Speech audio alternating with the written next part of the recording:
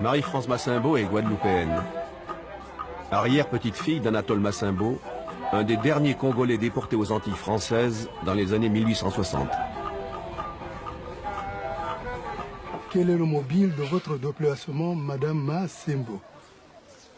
Alors, c'est-à-dire pour moi, comme mes arrière-grands-parents sont sortis ici pour aller travailler aux Antilles, précisément à la Guadeloupe, et puis chez moi à la Guadeloupe, on a su garder une tradition Congo. C'est la fête des morts. Nous faisons ça tous les 1er novembre, une cérémonie.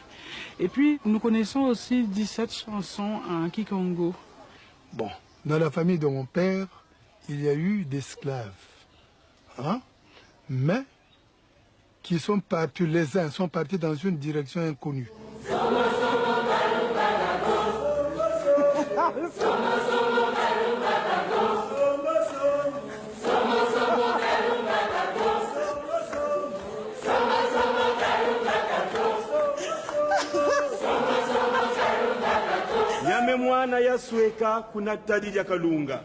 J'ai caché mes enfants dans les grottes de Kalunga.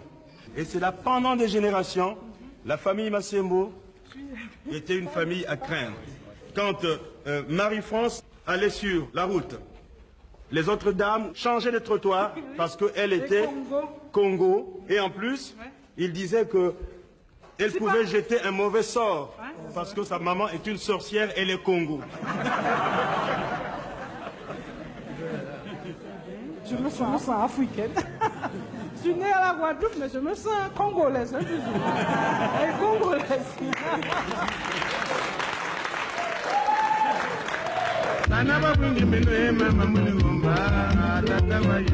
En suivant la piste des caravanes qui convoyaient autrefois les esclaves jusqu'au bateau négrier, on arrive dans la baie de Loango, où se dresse une stèle en briques rouges.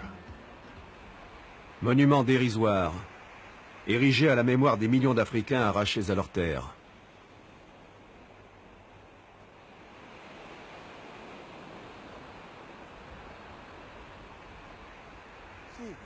De toute façon, la réalité est là, et puis je l'ai touchée. J'ai touché de mes propres mains, et puis voilà, c'est quelque chose qui fait mal. Le grand-père de ma mère sortait d'ici directement. Le grand-père de ma mère qui a été à la Guadeloupe, c'est d'ici qu'il est sorti. Voilà.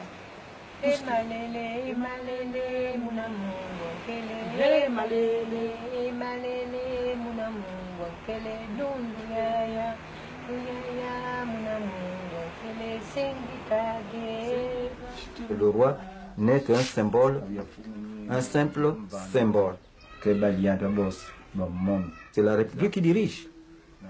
Mais pour la tradition, nous c'est le roi. C'est tellement intense, je trouve pas les mots. Ne pleure pas, prends ton courage. Nous, là-bas, à la Guadeloupe, c'est-à-dire, on connaît tous le roi Charlemagne et d'autres et ça. On n'a jamais entendu parler de ça. Ben moi, ça c'est mon point de vue personnel. Je pense qu'on parle du roi Charlemagne parce qu'on a voulu effacer l'histoire.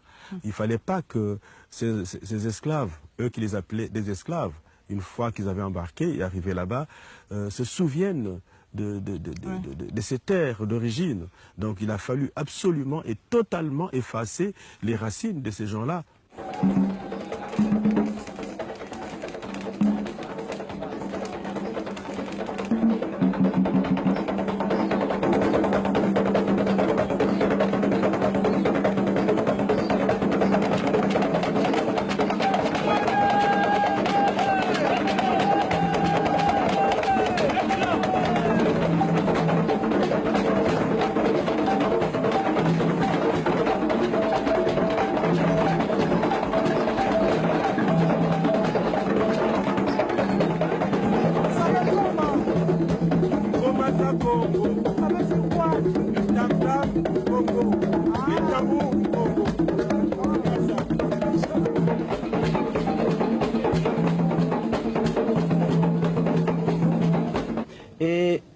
après tant de siècles d'événements douloureux, être attaché à son passé, à sa terre, nous sommes vraiment secoués, nous sommes remués.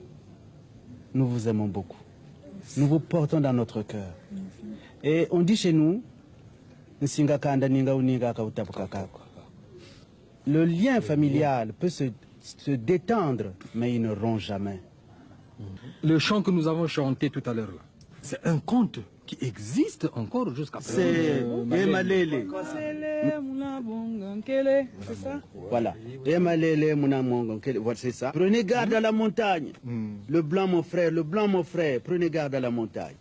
La malédiction arrive. Quand les premiers Portugais, quand ils arrivaient, pour avoir les gens, on leur offrait du sel. Alors du coup, ils se laissaient avoir, soit pour se convertir au christianisme, hein, mais après ils se rendaient bien compte que ils étaient sous la coupe des Portugais. Donc le Portugais apparaît dans la chanson, on dit mais il est déjà sur la montagne. Ah, c'est le malheur. Faites attention. Le piège est tendu, le guet-apens est là. Le piège est déjà là.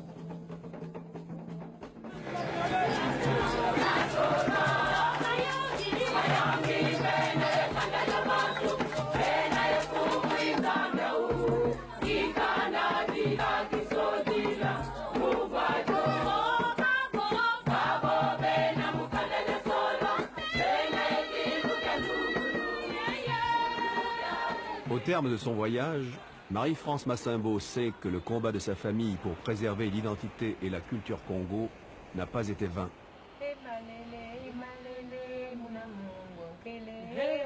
Elle chantera encore longtemps les chants Kikongo que lui ont appris sa mère Violette et sa tante Rosémée.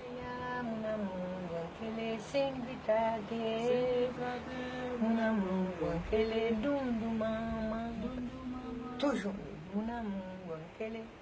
toujours, mais il a tout le temps, ouais.